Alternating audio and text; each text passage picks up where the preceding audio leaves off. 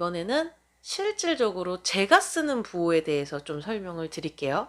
그래서 이건 순전히 제가 쓰는 거기 때문에 참고만 하시면 됩니다.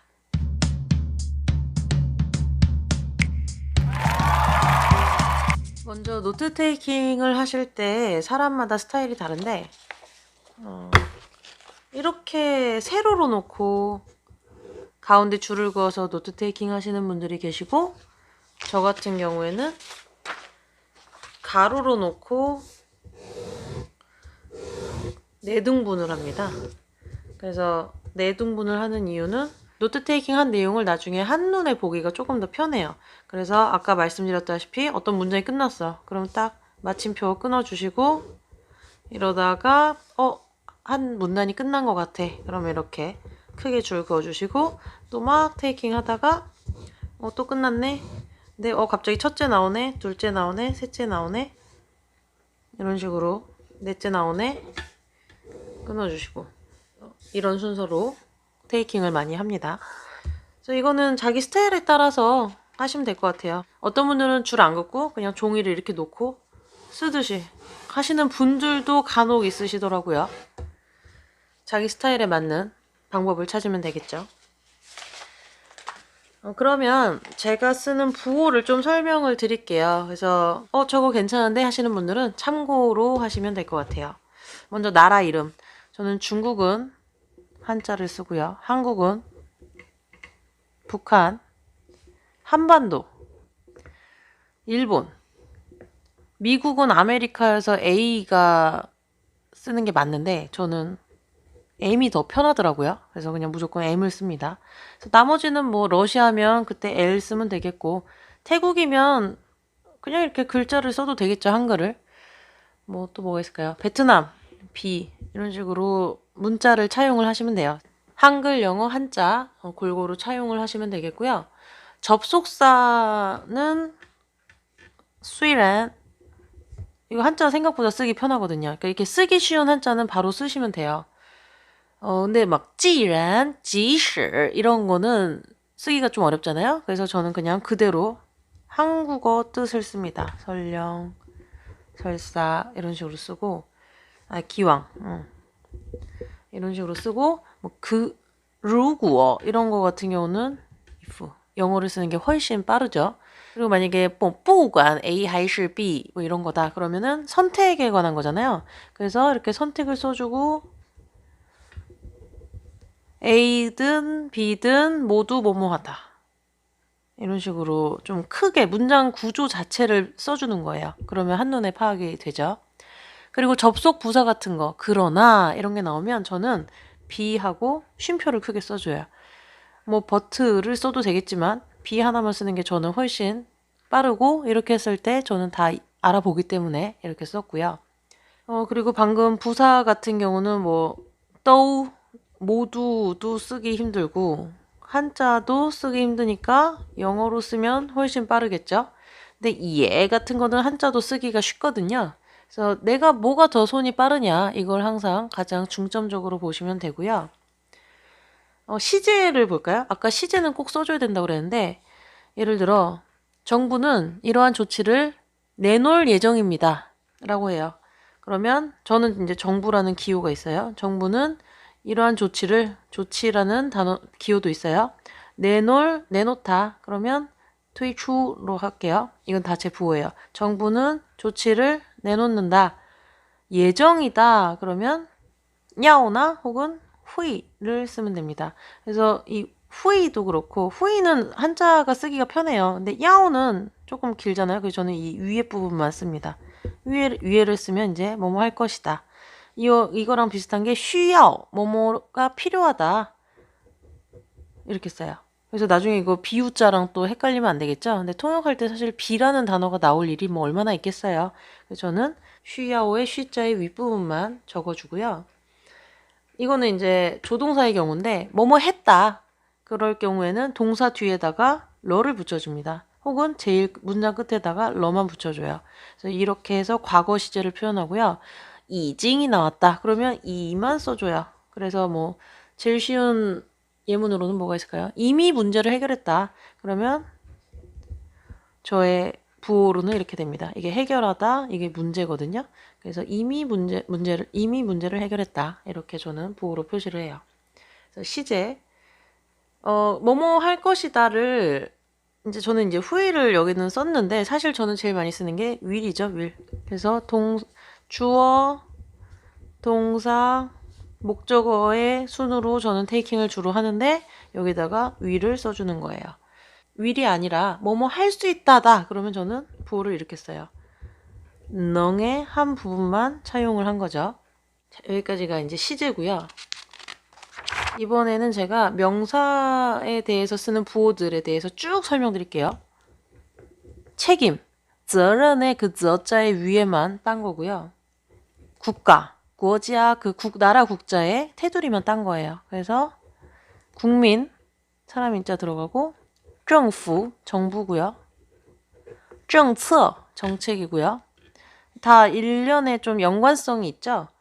그리고 国内, 国外.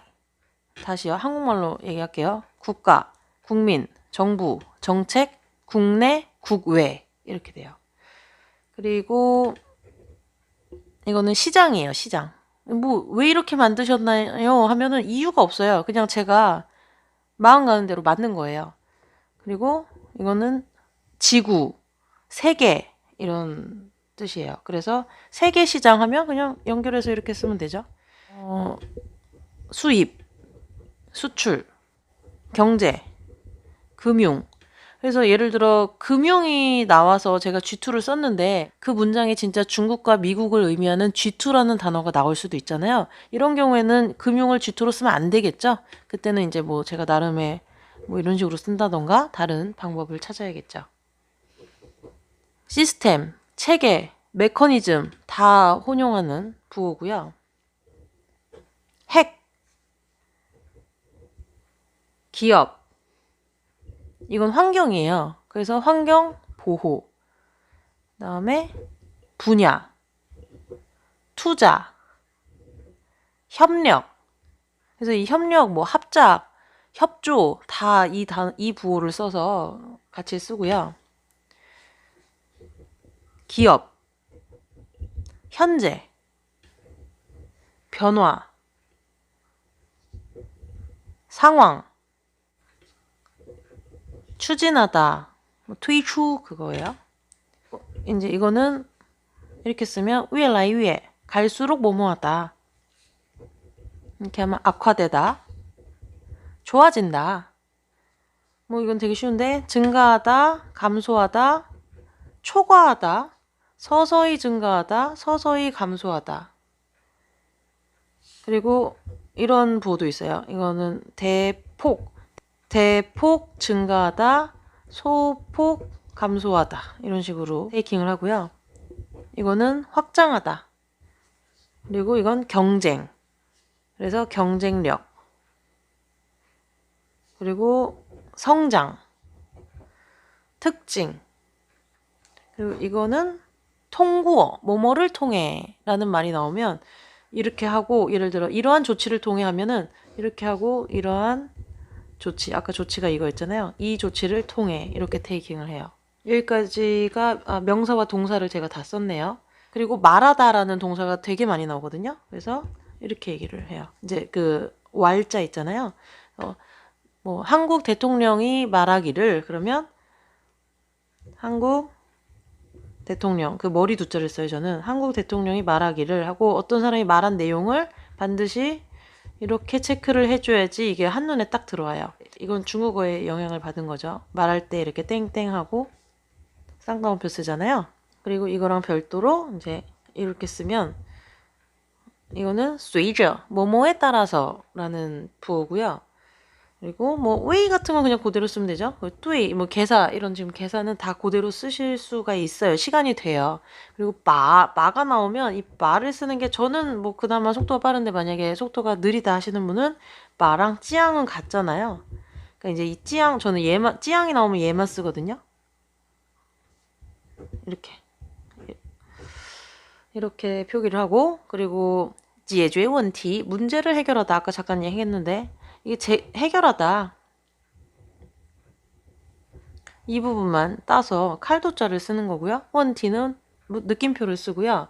采取措施도 엄청 많이 나와요. 그래서 제가 采取措施 이렇게 써요. 이게 다 한자를 차용한 거죠. 영향도 있어요. 영향. 이게 영향이거든요. 带来影响 그러면 带来 이렇게 쓰거든요. 저는 带来影响. 이걸 전체적으로 이제 보시면 이런 거는 딱 봐도 모두가 아는 부호예요. 그리고 세모 이런 것도 다 있는 부호를 제가 제 나름의 의미 부여를 한 건데 이런 거는 없는 부호잖아요. 이런 것도 뭐 많이 쓰이는 부호는 아니죠. 그리고 이런 거 제가 그냥 모양을 만든 거예요. 아예 이렇게 부호 있는 부호를 사용해도 되고 아예 부호를 창작해 내셔도 되고 그리고 하트도 원래 있는 부호죠. 이제 이것도 창작한 부호죠. 그리고 이런 식으로 한자의 일부분만 차용하셔도 돼요. 이거는 일부분을 차용하되 제가 만든 거죠. 이 부분을 지금 제가 이렇게 만든 거거든요. 그리고 징쾅의 징자 앞에만 이제 딴 거예요. 그래서 이런 식으로 한자의 일부분을 이렇게 차용을 하실 수가 있어요. 그리고 뭐 웨일러라던가 스위저 같은 거는 좀 문장의 흐름에 있어서 중요한 구문이기 때문에 체크를 해주시는 게 좋고요. 제가 쓰는 부호는 사실 이게 다예요. 이거밖에 없어요. 나머지는 다 한글로 쓰거나 아니면은 중국어로 쓰는 거예요. 제가 책장을 뒤져서 예전에 썼던 노트 테이킹 노트를 찾았어요. 좀 지저분한데 잘 보이실까 모르겠네요. 내용을 제가 지금 이거 한 7년 전에 했던 노트예요. 왜 안 버리고 있는지 모르겠는데 이걸 보면요. 내용을 몰라서 정확히는 알 수 없지만 많은 사람들이 중국 정부에 이건 아마 위안할 거예요. 위안화 절상이 자기 때문이 아니라 미국의 압박에 의한 것이라고 생각한다. 이런 것 같아요. 뭐 정확히 내용은 몰라서 모르겠어요. 이 부호 이제 보실래요? 이거는 중국 수출 기업이에요.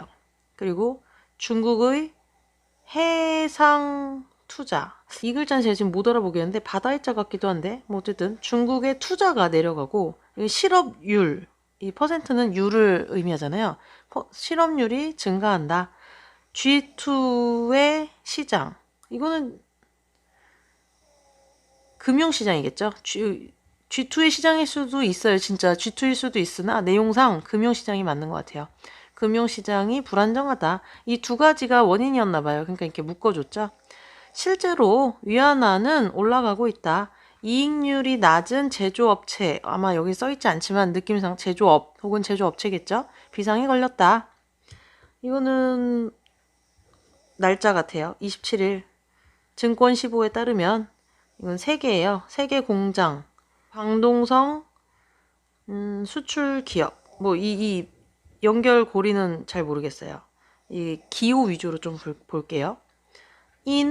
이유를 원인을 나타내는 거죠. 원자재 임금, 위안화, 환율, 절상에 의해서 손해 속도? 손해 그 다음 말을 지금 제가 못 알아보겠어요. 그 다음 넘어가서 이거 트레이드 무역을 저는 항상 TRA로 적거든요. 무역이라고 글자를 쓰기도 오래 걸리고 한자로 쓰는 건 더 오래 걸려서 중국의 무역 수지는 이 두 가지 이유 때문에 1분기에 수입이 증가하고 10년 만에 10억 2천만 달러의 적자가 났다. 이렇게 되겠죠. 그럼 여기를 보면 내수 확장, 원자재 가격 상승. 그 다음 전문가가 말하길 아까 기억나시나요? 이 왈자를 써서 전문가가 말하길 중국 무역 흑자와 수입과 수출의 균형 때문에 이런 현상이 발생됐다 뭐 이런 거 아닐까요? 그러나 중국은 지금 여기 못 적었어요. 여기 메모리로 커버해야 되는 부분이고요. 4월 무역 수지는 113억 달러 흑자이며 수출은 뭐뭐를 기록한 거죠. 신기록을 기록했대요. 그래서 그 신기록이 1557 달러 아마 억자가 들어가겠죠. 지난 분기에 25.9% 증가했고 흑자의 증가폭이 더 늘어났다. 뭐야 이거는? 이건 모르겠고요. 중국의 환율을요. HW로 적었어요. 중국의 환율 제도의 변화. 이게 지금 물결 표시 제대로 안 되는데 이 변화거든요. 중국 경제 체제의 변화. 뭐 같다? 모르겠어요. 이거는 약간 건주이거든요. 이건 건주이라는 부호만 알고 넘어갈게요. 그 경제 시스템. 여기 지금 다 비어있는 게 메모리에 의존해야 되는 부분인데 제대로 했는지 모르겠네요. 그리고 정부죠, 정부. 미국, 이거는 유럽이에요, 유럽.欧洲, 여기가 이것만 쓴 거예요. 수출 보조금이 국영 기업에게 제공이 되면서 무슨 마찰이 갈수록 커진다. 이거 다 기호만 봐도 서술로는 알 수 있어요. 근데 이 앞뒤 연결은 모르겠어요. 미국과 유럽은 세계 경제겠죠. 세계 경제 위기 때문에 중국의 지금 이게 성장률이거든요. 저는 성장률이라는 부호인데 이 글자를 못 알아보겠네요. 중국 성장률이 7.3%였나 보죠. 그리고 2010년 1사분기에 성장률은 11.9%. 이로 인해 경기 과열이 될까 걱정하고 있다. 미국은 말했어요. 중국의 위안화가 낮게 평가돼서 무슨 불균형을 초래했다. 앞에는 무슨 시장 불균형이라던가 수출 불균형이라던가 이건 뭐 메모리에 의존할 부분이어서 넘어가고요. 뒤에 더 볼까요?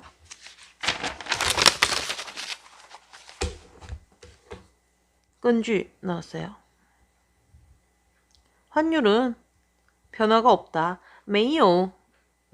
메이오보다는 없을 무자를 그냥 간단하게 써주는 거예요. 변화 후에 2005년 말 중국의 위안화는 0.5% 추가 평가 절상되었다. 이 중국 위안화가 아닌 것 같은데 어쨌든 그다음 실질적인 환율에 따라 오히려 평가 절하됐다. 비엔줄인데 비엔줄 쓸 시간이 없으니까 이렇게 써놨어요. 줄자도 엉망이고 비엔은 병음으로만 막 써놨죠. 그 다음에 2008년 7월부터 2010년 5월까지 환율은 고정되었다. 중국과 미국은 이거는 모순이라고 써놨는데 결국 갈등이 야기되었다. 이런 의미겠죠. 중국은 G20 회원국들 중에서 변동 환율을 실시하는 국가이다. 지금 정말 오랜만에 봐도 부호 하나만으로도 내용을 어느 정도 따라가고 있어요. 위안화 환율이 급변하는 이 펑이 왜 나왔을까요? 리스크일까요? 리스크가 있는데 그 배경에는 중국과 미국의 무역 불균형이 있다. 중국은 뭐뭐는 뭐뭐이다 하면은요 무조건 저는 is를 쓰거든요. 얼마나 간단해요. 실자 쓰면 오래 걸리잖아요. 미국의 1위 수입국이며 국채 최대겠죠. 혹은 하여튼 국채 보유국이다. 만약에 미국 무역 적자가 지속된다면 위안화 평가 절상 압박이 점점 커질 것이다. 중국은 뭐뭐 해야 한다. 경제 성장을 해야 한다. 농촌의 노동력을 흡수해야 한다. 그리고 이 난자는 저는 용케 잘 쓰더라고요. 근데 대폭 평가절하하기 힘들 것이다. 그래서 뭘 고려하냐면 국영기업과 금융산업을 고려했을 때 그 어려움은 더더욱 커질 것이다. 위안화의 급변 가능성은 쥐의 위예요. 이거 딱 보니까 쥐의 위로만 써놨잖아요. 중국과 미국의 경상수지가 어떻게 조정되느냐에 따라 결정될 것이다. 중국은 투자 효율화? 소비 확대. 그리고 미국은 과잉 소비가 낮아지고 재정적인 압박일까요? 압박이 내려감으로써 이 두 가지 요소가 만약에 계속해서 불균형으로 조정이 된다면 위안화 환율은 안정적으로 변동될 것이다. 이건 제가 잘 모르겠네요.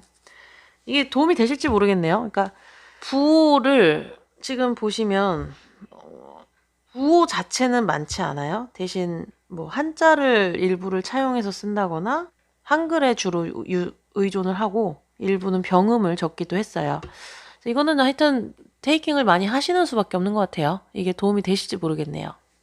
이렇게 제가 쓰는 부호와 그리고 제가 옛날에 썼던 노트 테이킹 그 책을 보셨는데 이 영상을 통해 노트 테이킹이 100% 이해됐다. 나 이제 할 줄 알겠다. 이러면 당연히 그건 비정상이겠죠? 그러니까 이 영상을 기반으로 주의해야 될 점과 디테일하게 신경 써야 될 점을 꼭 기억을 해두시고 그냥 방법은 계속 노트 테이킹 연습하시는 수밖에 없어요. 그래서 처음에는 한 하시고 그 다음에는 한중 하시고 그 다음에는 중한 하시면 돼요. 뭐 중국어 이외에 다른 언어는 한한, 한영, 영한 이런 식으로 바꾸시면 되겠죠. 그래서 AA, AB, BA 이렇게 가시면 됩니다. 통역이라는 게 변수도 많고 맡을 수 있는 분야도 굉장히 다양하고 또 발화자에 따라서 이 통역의 질이 바뀔 수도 있고 여러 가지 변수가 너무 많기 때문에 우리가 통역사가 되기 전에 할 수 있는 방법은 그냥 계속해서 테이킹 하는 거밖에 없는 것 같아요. 그래서 메모리를 병행한 노트 테이킹을 계속 훈련하시다 보면 좋은 통역사가 되시지 않을까 싶습니다.